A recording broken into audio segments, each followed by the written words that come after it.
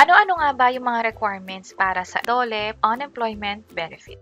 By the way, kung first time mo sa channel na ito and gusto mo pa ng mga online tutorial videos katulad nito, please click the subscribe button. Ito yung halimbawa ng rejected na application sa DOLE para nga naman makuha yung unemployment benefit mula sa SSS. Kung makapansin nyo, dalawang ahensya ang involved dito. Una, ang DOLE, pangalawa naman ang SSS. DOLE kasi ang magbibigay ng Certification of Involuntary Separation. Yung SSS naman ang pinakamagbibigay sa'yo ng benepisyo mula sa unemployment benefit mo nga. At sa video na to, pag-uusapan natin yung mga requirements na dapat mong ihanda. Una, dapat meron kang copy of Notice of Termination of Employment. Ito yung halimbawa ng letter na binigay sa'yo ng kumpanya nung sinabihan ka nila na matatapos na yung kontrata mo sa kanila. Ito yung isang halimbawa niyan. Or, possible din, Notice of Termination and Business Closure. Lahat mawawala na sa kumpanya at ito yung sample niyan. So, kung wala naman kayong nakuha na termination letter from the company, pwede rin naman kayong magpagawa ng Affidavit of Termination of Employment. At ito yung isang halimbawa niyan. Kailangan nandito yung kumpletong detalye mo. Kapag naman nagpagawa kayo ng affidavit, alam na rin naman dun sa law office or sa notary office kung ano yung dapat gawin. Pero kailangan mo mabigay yung mga information katulad ng anong pangalan ng kumpanya, kailan yung huling araw sa trabaho, ano rin yung dahilan ng termination mo, at possible magtanong pa sila sa inyo ng mga karagdagang impormasyon. Tandaan na pa magpapagawa ng affidavit of magdala kayo ng valid ID ninyo. Yung kasi yung magsisilbing proof of identity nyo sa pagpapagawa ng affidavit of termination. At kapag meron na nito, may mga kumpletong detalye katulad ng last day sa kumpanya, pangalan ng kumpanya, at iba pang mga impormasyon, at yung reason kung bakit na-terminate, pwede nang i-upload yan dito sa website ng DOLE para sa Certificate of Involuntary Separation. Ito nga pala yung website, clients.ncr.dole.gov.ph/isc. I-fill upan nyo lang yung mga information dito at i-attach na dito yung document na hinihingi maging ang valid ID. Yung valid ID dapat hindi ito expired at may picture mo maging pirma. Ang perfect na halimbawa nito ay yung UMID kung saan merong picture mo at pirma na din. Ito pa yung ibang list of valid ID na tinatanggap. Basta may picture mo, tatanggapin iyon. So, kung meron ka na ng dalawang yon, pwede ka nang makakuha o pwede ka nang ma-approve. Pero katulad ng pinakita ko sa inyo kanina, possible ma-reject kasi may iba pang involved tungkol dyan. Meron kaming ginawang hiwalay na video para sa step-by-step guide. Pero in this video, i-check na natin very quick. Kasi ang unang mong step na gagawin ay i-open yung SSS online account mo. At mula dito, mag-a-apply ka ng unemployment benefit.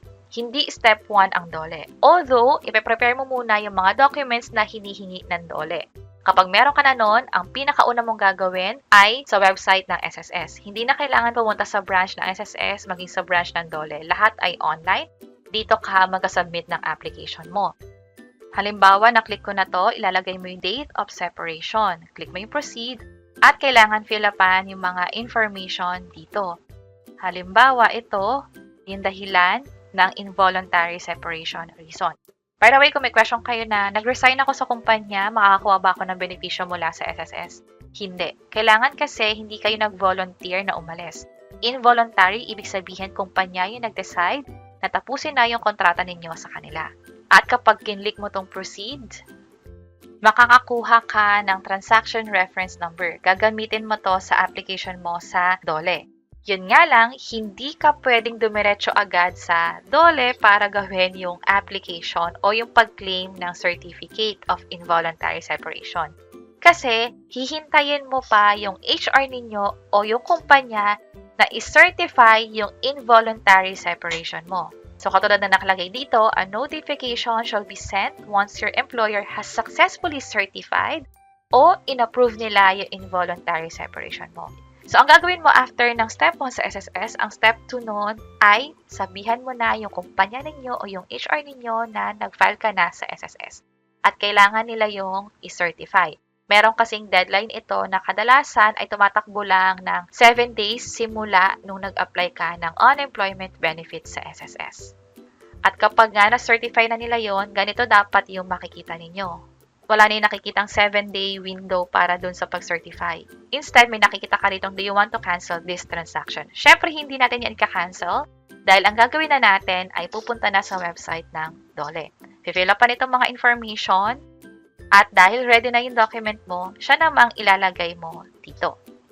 At isingit ko na lang pala na ang requirements talaga para sa unemployment benefit ay dalawa lang. Yun nga lang sa side ng SSS, para mabigay nila sa'yo yung perang kiniklaim mo, yung unemployment benefit nga, kailangan mo rin mag-enroll ng bank account sa kanila. At gagawin mo yan dito sa website din ng SSS, sa Services, Disbursement Modules at Disbursement Account Enrollment Module.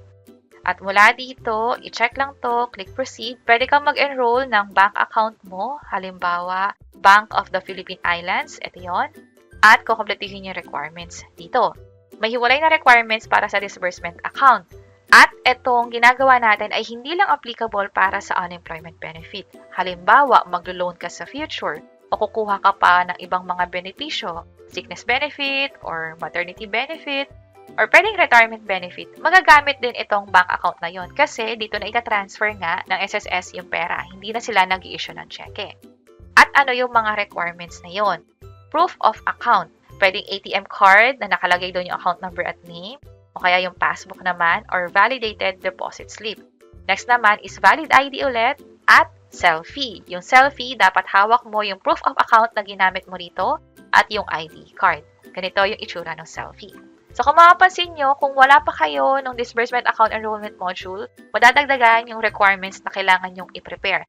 Pero kung meron na pala kayo nito, halimbawa nakapag-loan na kayo dati o nakakuha na kayo ng ibang mga claims nyo sa SSS, ready na yung disbursement account ninyo at hindi nyo na to kailangan isipin pa. Ang kailangan nyo na lang intindihin ay itong hinihingi mismo ng DOLE at kapag nga nakuha mo na yung Certificate of Involuntary Separation mula sa kanila, online lang din yan makukuha or magkakaroon ng notification sa side ninyo.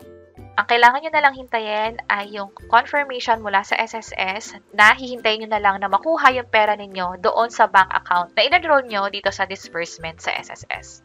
So, yun yung mga requirements. Kung may mga question naman kayo na paano ka nagkaroon ng SSS online account, automatic ba meron ka yan? Kapag meron ka ng SSS number, pwede nyo i-check itong mga video tutorial sa bandang baba. Diniscuss namin yung sa SSS online account, yung sa DAEM na rin, pag-enroll kung wala pa kayo noon. And also yung step-by-step guide and actual experience namin sa pag-apply ng unemployment benefit sa SSS. Sana makatulong itong mga video na to and see you sa mga next videos.